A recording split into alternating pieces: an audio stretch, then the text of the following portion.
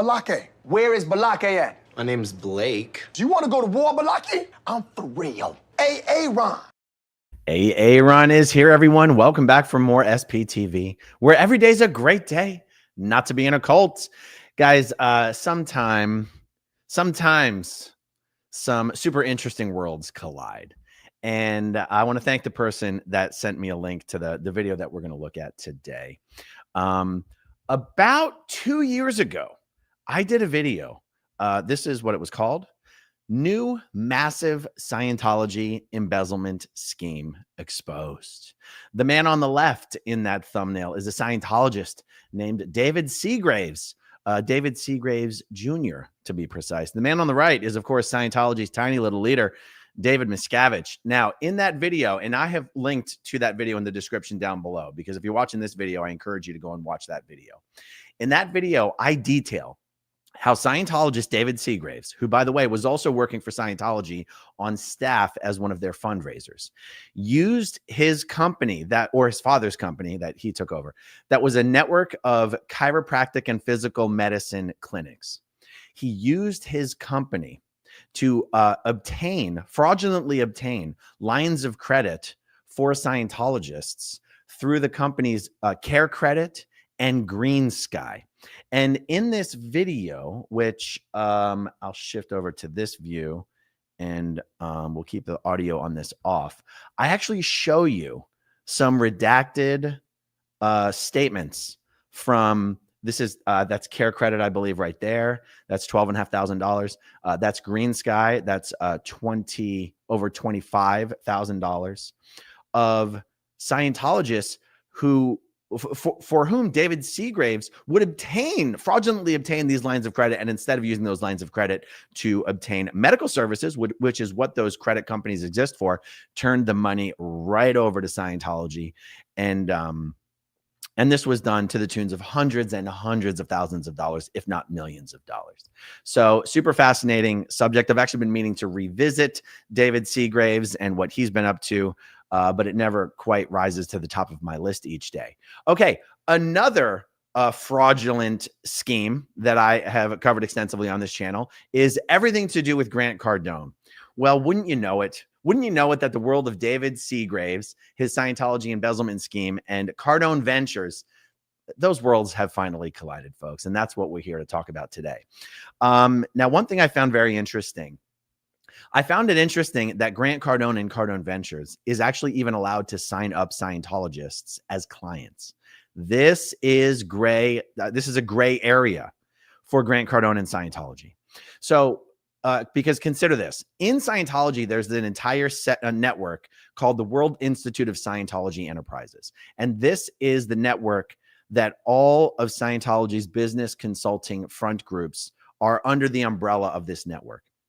Those business consulting front groups are strictly prohibited from ever signing up a Scientologist as a client, because that would be considered to be poaching business from Scientology organizations. These business consulting front groups, they have to sign up people as clients who are not Scientologists. They are allowed to turn their clients into Scientologists. And when that happens, they are allowed to keep those people as clients. And actually, there's even a benefit to doing so, because if those consulting front groups turn one of their clients into a Scientologist, that consulting front group now gets a commission. That particular consulting group now gets a commission on all of the money that client pays to Scientology from then on out. So there's a benefit to doing that. Apparently, Grant Cardone falls outside of these rules, because David Segraves, Scientologist, then Scientology staff member, was allowed to sign up as a Cardone Ventures client, and in fact signed up as a client while he was still using his business to, I'm using the word, embezzle this money for Scientology. All super, super interesting. By the way, guys, David Segraves no longer owns these clinics.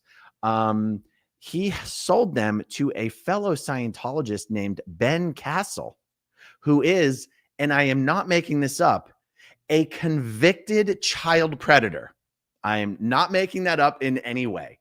And so what used to be called Elite Physical Medicine is now called Elite Medical Group in Lawrenceburg, Indiana, and is essentially one of these Scientologist run businesses. Scientologist Ben Castle and Mike Tiefke and Scott Shelby all work there. Amazing, huh?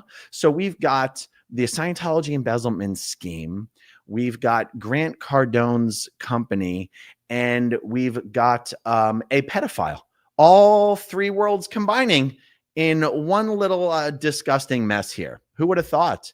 Okay, that brings us to Cardone Ventures co-founder Brandon Dawson. Okay, so here is Brandon Dawson's YouTube channel. You might go, hey, that's not too shabby, Aaron. He's got more YouTube subscribers than you. You're only at about 240,000. This guy's almost at 400,000. He must be really putting up the numbers. After all, he is an expert business marketer after all. Isn't he supposed to be?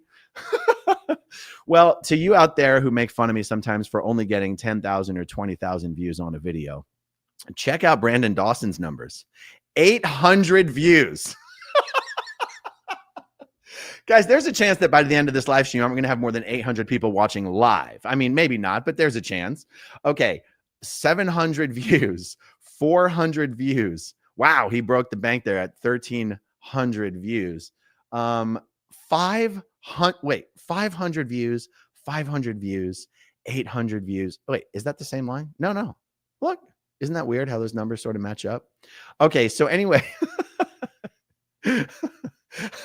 how does a guy who runs a company that is supposed to help entrepreneurs massively scale up their business through marketing and sales, he can't, with almost 400,000 YouTube subscribers, he can barely break 1,000 views on a video. I don't know if that's the guy that I would go to for business consulting, but what do I know, guys? I grew up in a cult and people even hired me for business consulting. So I don't know what to say about that.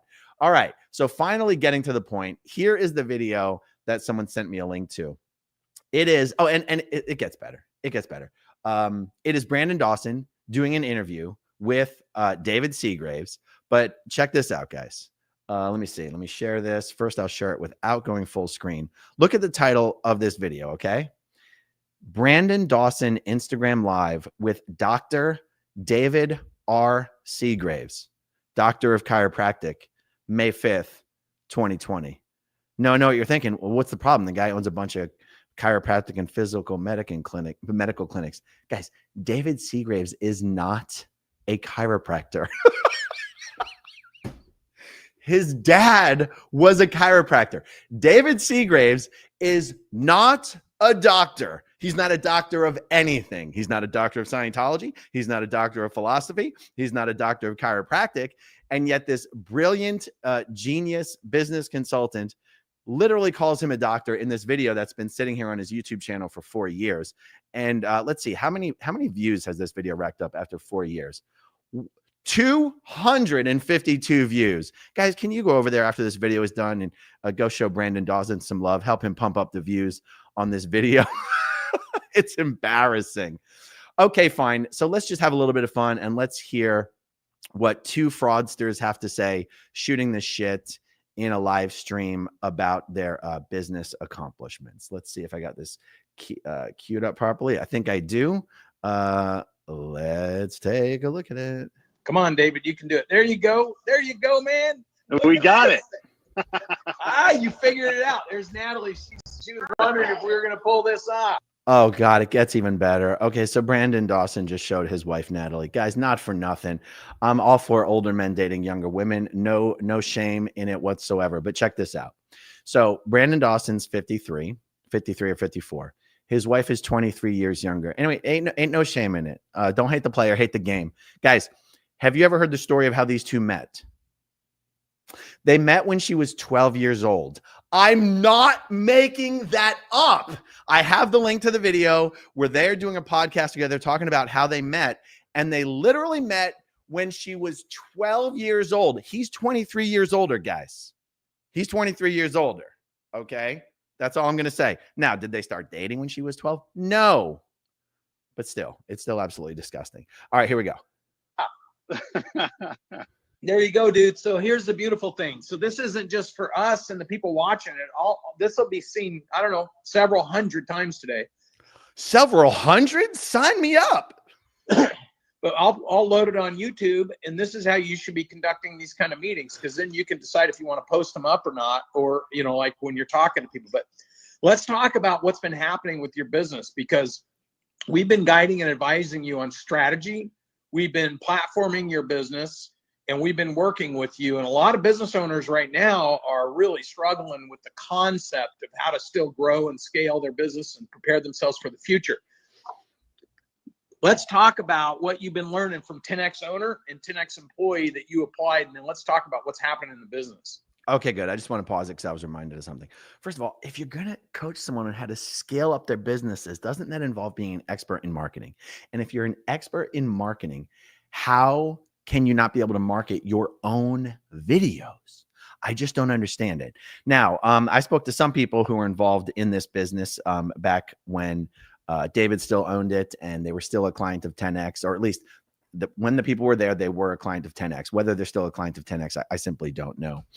And 10X Ventures managed to suck about $120,000 to $150,000 of fees out of this business over a very short period of time. And it's interesting because, you know, I used to work for one of these Scientology business consulting front groups. And I've seen firsthand that even though Scientology is a scam and L. Ron Hubbard was a liar and a fraud, it was always interesting to me to see that you can take one of these private practice owners who doesn't have any experience managing a business or hiring or, you know, giving staff statistics and measurables to measure their performance. You can give them some basic tools that are the tools Scientology organizations use. And you can give them enough structure and enough guidance to actually help them improve the numbers in their business. It's weird how you can take something that is inherently bullshit and still manage to do something helpful with it. I tried to understand a little bit of what is it that Cardone Ventures actually does for these companies. And it's really just sort of this motivational guru stuff, just trying to set some targets, trying to hold people accountable, always be hustling, work harder. And when I watched this video, I see David Segraves essentially giving what is a Scientology style success story, where anything that goes right, you attribute it to the thing that you're doing. And I just thought it was kind of interesting. I want you guys to let me know what you think about it, because, and also when he's talking about getting these numbers up, how much of the record breaking numbers that they're talking about in this video have to do with the fraudulent credit card scheme that they were running through the business to actually generate revenue for Scientology? And is that actually part of what he's saying has been so successful here? Let me know what you guys think. We're not going to watch the entire video, but we're going to watch some of it here. Yeah. So on the 10X employer and the 10X employee, I mean, the main thing that I would say that has been the biggest benefit so far is we've gotten everybody on the same page and aligned in the practice. And so just the power of that and the synergy of the team working together, we've gotten a little leaner and meaner with this whole coronavirus situation. And so there's less employees.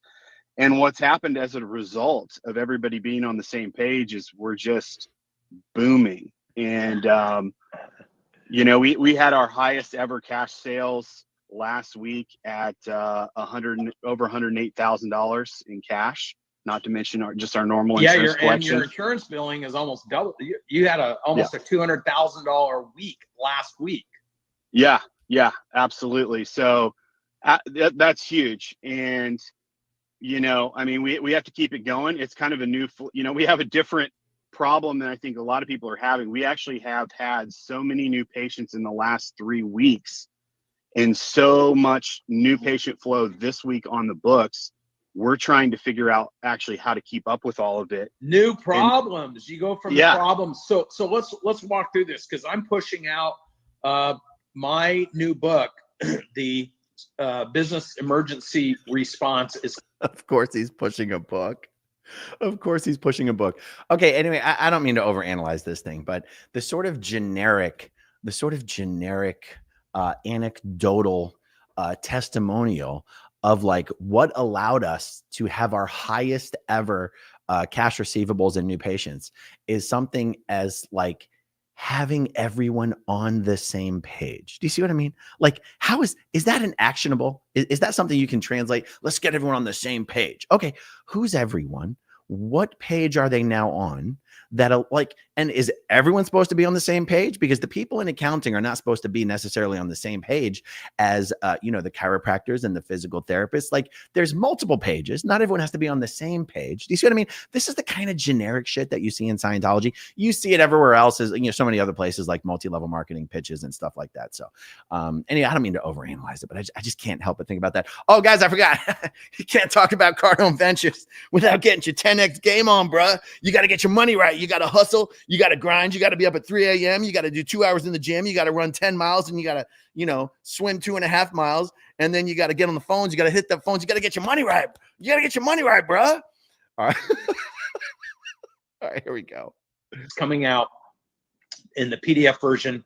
I think we're dropping it next week. And for people watching this, you got to understand, like, every piece of advice that we give is in that book on exactly how to react to the marketplace. And you went into that mode. You were like, okay, first thing you got to do is you got to evaluate who's on the bus, who's not on the bus. Yep. Second thing you got to do is you got to go through and you got to make the hard choices of trimming the fat, because you don't have room for mistakes here. Yep. Third thing you had to do is get your mind right, that even though you're walking into a crisis, you've encountered the emergency, all this resistance that you're feeling emotionally, you have to disconnect from the emotional feeling and actually pivot to being neutral, so that you don't lose vision, don't lose sight of what the opportunities can be. Did you get that, guys? That is the key to success. That is how to scale your business. That is how to 10x everything.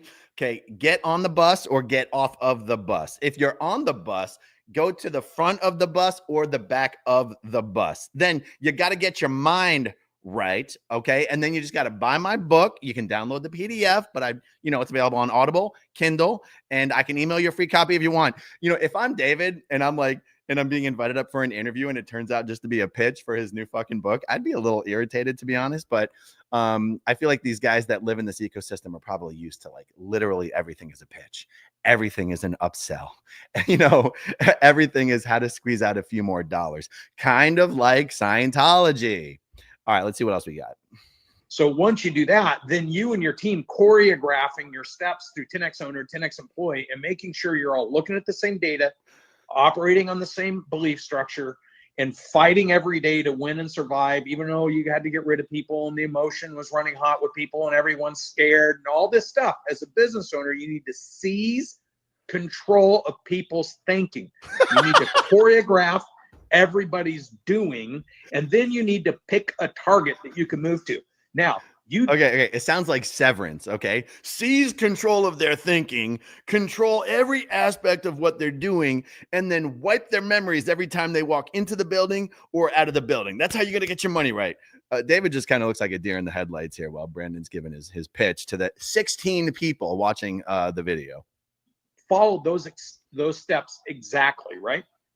Yep, absolutely. And as a result, I mean, we're like I said, we're at a new level of expansion, and I've actually, and part of the reason that we were going to be on the call at all today is I've got people kind of knocking down my door, trying to be a part of our business and trying to give me a piece of their business, and that was unexpected, especially in the middle of all this. So there's a lot of growth opportunities that are right here, right now, and I think that.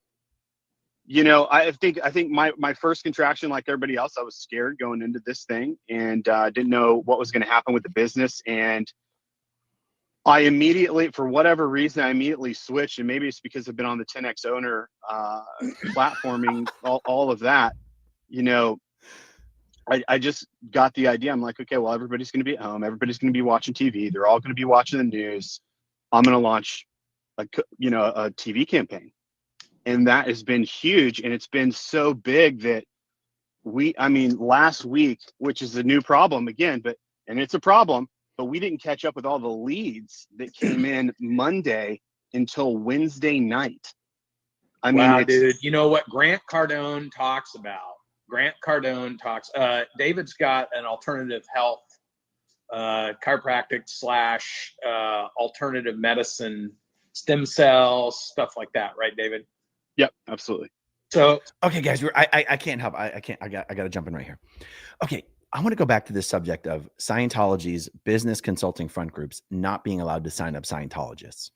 It's not just because it's stealing money and business from the orgs. I mean, obviously that isn't a main primary reason, but there's another reason. These Scientology business consulting front groups, the courses that they sell, the consulting that they sell is based on implementing the programs that are tied to the coursework. The courses are all based off of Scientology policies. So like some of you guys are already familiar with Scientology has these two massive sets of policy volumes. Well, the green volumes are referred to the policy volumes, and the red ones are referred to the technical volumes. And the technical volumes have the bulletins, and the administrative volumes have the policy letters. All of the course packs are based on policy letters. Okay. The irony is that the courses that they sell to these non-Scientologist business owners are like many times more expensive than the courses that you would do in a Scientology organization. It's really weird. It's really weird. But so the point here is that that's one of the reasons you're not allowed to sign up Scientologists as a client, is because the Scientologists can already get the same information in courses at the Scientology org where they are already a public of. This is why I really don't understand why Grant Cardone is allowed to sell business consulting to Scientologists. And it's why the reason I'm even going off on this little tangent is because, you know, a little flag just went up in my head when I heard him give the 10X program credit for something such as giving him a marketing idea. That's the stuff he's supposed to be getting from Scientology. So I can only assume, and this is a huge assumption because I'm just trying to make it make sense, that somehow Cardone Ventures is simply not considered by Scientology to be one of these wise licensed business consulting groups is the only thing that I can figure. And I don't know how he's been able to get away with this for so long, because David Miscavige is personally very well aware that Grant Cardone actively markets his services to Scientologists. I mean, Grant Cardone puts on these 10X seminars specifically at the Flagland base for Scientologists only. I just don't know how he gets away with this and why it's being permitted. So anyone in the Scientology bubble who can give me any more insight into how this is allowed to continue on, I would really appreciate it. You can reach me at growingupinscientology@gmail.com. All right, let's see if there's anything else interesting here. So this is what Grant talks about. This is what I talk about. So here's the thing. When Grant talks about spending money in advertising, he says you don't do it to get new customers. You do it for yourself. You do it so that you can see that you're real. Then you do it for your employees. So okay, guys, this is how to set the expectations for marketing so low that when your clients complain that the marketing plan you recommended isn't working, you can tell them it's not supposed to work. It's supposed to be for morale. Okay, check this out. I'm going to rewind it like 20 seconds. Okay, hold on. You don't do it about. So here's the thing. When Grant talks about spending money in advertising, he says you don't do it to get new customers. You do it for yourself. You do it so that you can see that you're real. Then you do it for your employees. So your employees feel like, hey, that I just saw where I work. He just described Scientology's marketing strategy. He goes, Scientology doesn't buy Super Bowl ads to get people into Scientology. They buy Super Bowl ads so that Scientologists can feel cool when they're watching TV. It's amazing. This is the real deal. Then you do it for your competitors to say, hey, I'm on it, man. And then you do it for getting new customers. Now, what you just described is the waterfall effect of having that courage. And because you're platforming and you're able to talk about where do I put my money, what, and then because you're on 10X owner employee, you can sit down with your employees and say, I'm going to step up and make this investment. I need you all on point. Like you can't just live in this world of, oh, things are going to be like, we got to be on point. We got to answer the phone perfectly. We got to schedule the appointments perfectly. We got to be able to overcome objections perfectly. So because you guys are on point, all of a sudden now you got a whole new issue. Your issue isn't fear and anxiety and stress and eliminating people and shutting things down. went the exact opposite direction, which is in my book. You've created a vacuum for people. All of a sudden, your competition saying this dude's got real shit going on, and like we got to partner with him because, well, we're scared and contracting or afraid the world's going to come to an end. He's obviously leaning in, stepping in. He's brave. He's got things happening, or he wouldn't be visible in advertising. The whole belief structure around what you're doing is creating a vacuum to where your competitors, your patients, everybody, your employees, your belief is now skyrocketing. And now you have new problems. Absolutely. And in fact, I was just out. I just stepped out of the office to grab a coffee for a second, and I was just kind of cruising my competition in the area. A lot of them, and this isn't because of a regulation thing, they're closed down. I'm just realizing that David is joining this call from his freaking car. Okay. The orthopedic, because they are happy. They get I get to go home because they tell me I can't work. That shows a lot of commitment to the business, doesn't it? Well, and a lot of commitment to the patients. I mean, the whole point of what we do is to keep people out of the hospital and to keep people off drugs and out of that situation where if they go into the hospital, they're at a much higher risk of contracting this whole virus. You know, so I don't even understand it, but a lot of them are shut down. And I think that's been a big reason also why my marketing's penetrated at a higher level. Okay, good. So his marketing worked because no one else is open. That's a very replicatable and scalable solution. Okay, guys, let's see. We got a bunch of starred comments here, and then we'll wrap this one up. Vandy Steve, my whole Facebook feed is grifter Cardone ads. Scammers desperate for money to keep the pyramid going. Yeah, hold on, let me get the mic a little closer here. All right, we got Danny Creek. Dawson has a wildly low social media following. You'd think if he was genuinely impacting hundreds of businesses in a positive manner, that everyone would be flocking to his accounts to sing praises. Johnny Razzo, amazing how many Scientology enterprises are tied to felons. Julia O'Connell, these businesses are unstable when they are in the crosshairs of the FBI. Old Frizz got his 10X hat on there. Where's yours, Aaron? I saw your comment in the stream, and that's why I grabbed mine. Thank you for the reminder. Sandy Lee, I smell bullcrap. Placebo Gazebo. Gary, Grant's twin brother, is big in the Bitcoin scene and pretty popular. I recognize the Scientology in some of the language he uses. Yes, Gary actually got into Scientology before Grant.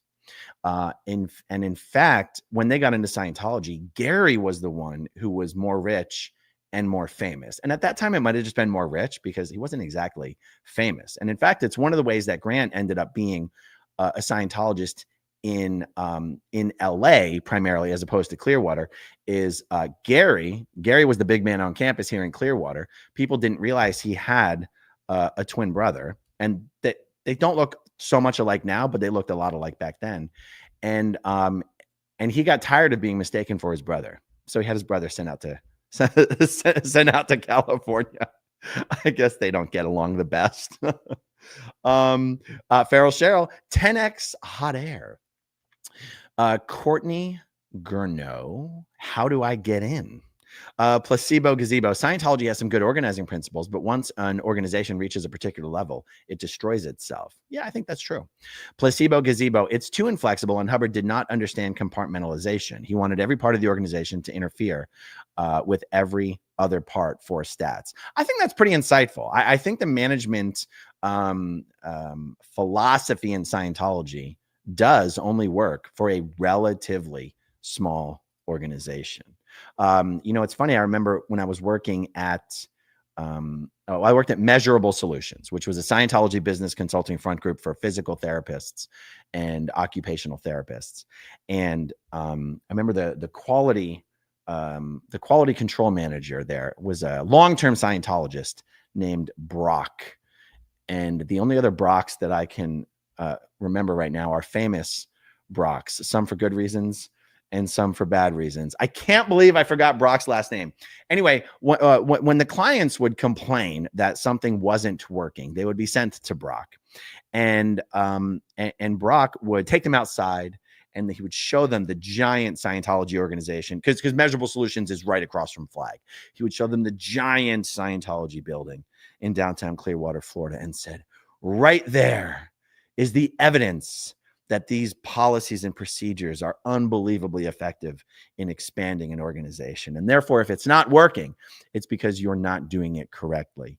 Well, the fact that Scientologists actually think that Scientology is expanding is what allows them to think that this policy is fantastic. Can you imagine if Scientologists actually confronted and accepted and owned up to the fact that Scientology is one of the most vastly shrinking organizations in the United States?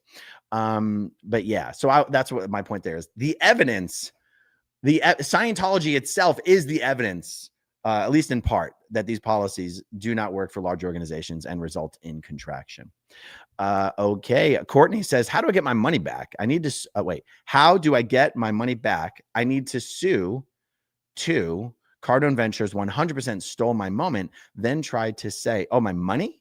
Then tried to say they would get an attorney. You have all the proof. You know, one of the things that's going to get Cardone Ventures, Cardone Capital into a lot of trouble. And I expect Cardone Capital to be indicted this year by at least one federal agency. Is that, and I realize I'm pivoting here to talking about Cardone Capital instead of Cardone Ventures, is that they have a lockup period, a mandatory lockup period for investors. And yet, if you make a big enough stink, if you file a lawsuit, for example, or if you threaten to file a lawsuit, they will give you your money back, even though, in other words, they're going to get in trouble for giving preferential treatment to certain investors by giving people their money back just because they make a lot of noise, but refusing to give money back to investors who just follow the normal procedures and don't make a lot of noise. So, Courtney, I'm not sure if you're specifically talking about Cardone Ventures or Cardone Capital, but yeah, maybe shoot me an email at growingupinscientology@gmail.com. Okay, let's see. Dusty Soda Dispenser, good to see you. I'm going to try to call you when I'm done with this video, Dusty. Okay, we got Courtney. I cannot believe that this turned out to be Scientology. What a joke. Now, let me be clear. Cardone Ventures isn't exactly Scientology, but there's certainly a lot of Scientology connections. And of course, Grant Cardone is a Scientologist. Courtney says, this is exactly the guy in the top that I was supposed to see, and they took my money, and I still haven't gotten my money or a ticket. All right. Placebo Gazebo, the admin scale is a great way to organize. Susie Q, marketing word salad. Placebo, being in Scientology is like living in a communist state, really. It's constant stress. I agree with that. And trying to adhere to unworkable systems is self-destructive. Eileen Bradley, the only people knocking down their doors are the bailiffs. Old Frizz, Aaron, love the hat. Cannot listen to you seriously when you're wearing it, though. Sandy Lee, I'm getting Elmer Fudd vibes when you wear that hat. Yeah, it is a little big.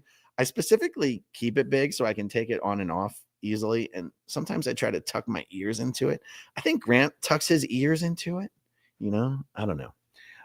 But yeah, I don't actually wear hats with straight brims like this, but yeah. Okay, Northern Girl. The guy on the bottom looks like a zombie when that guy talks. Blink, guy, blink before your eyes dry out. And Placebo says, my sister is still in and knows Grant. Oh, very interesting. All right, guys. This went longer than I thought that it would, but that's okay. Thank you all for hanging out with me. Thank you, as always, to everyone who watches until the very end. And I'll talk to you soon. Okay, if you want to see my rock and roll songs, click right on this guitar. And if you want to see a different one of my videos,